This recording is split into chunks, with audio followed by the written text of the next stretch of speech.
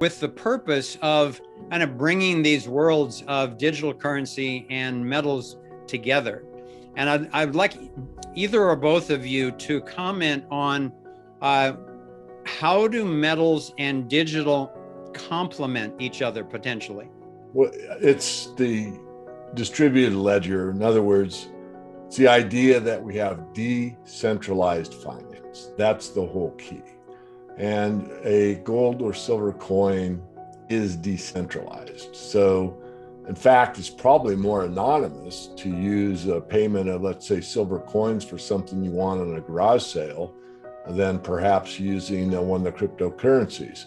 Don't want to split hairs here, but the point being that both are striving for people having the power, and it's the money power that has basically been our overlords for a very, very long time.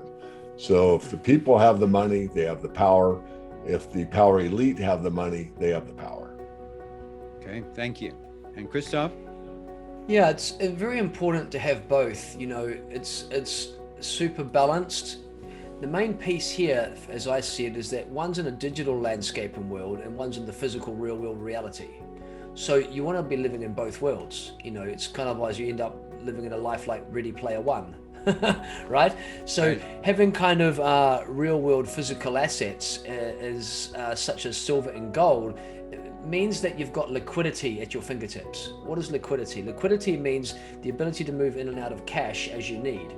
It's a highly valued asset that will appreciate in the longer term picture, so that if you want to interact with the real world, you can do so very simply and easily, as well as being secure at nighttime, that if anything to happen catastrophically in my community or city or even the planet, such as a Carrington event where kind of all the grids blow out and the digital world goes down, you know, you absolutely want to have some silver to be able to interact in society, and it's just pragmatic for any eventuality. And like David, silver is so important in this high-tech future. It's an important asset to build the technologies. It's the best conductor out there. So as an asset that's going to go up in price, it's fantastic, and as you know, they're lovely to look at and to have around you. It has a frequency.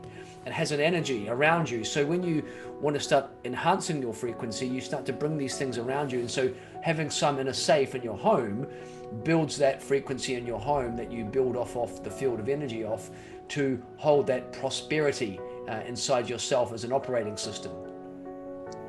And what about the notion of a gold-backed crypto? It's pretty obvious to me that the central bankers don't want any association with gold. I wrote about it in the premium service. Mark Carney did a speech. It was the same speech basically at the United Nations, at Davos, the World Economic Forum, and also at Jackson Hole for the Fed meeting. And his statement was that they want modern money theory, which means infinite printing. They want it all digital. They want no cash, so a cashless society run by the elite bankers to infinity, and no association with gold whatsoever. Now, that's what they want. That does not mean that's what will happen.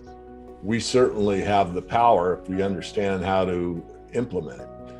But I believe there will be associations. First of all, there's a free market where you can associate cryptos with gold and silver. There's a few that exist already. I think the banking system may be forced to associate with gold because of a failure for people to adapt to a central bank digital currency that does go to infinity and it has no banking. But that remains to be determined.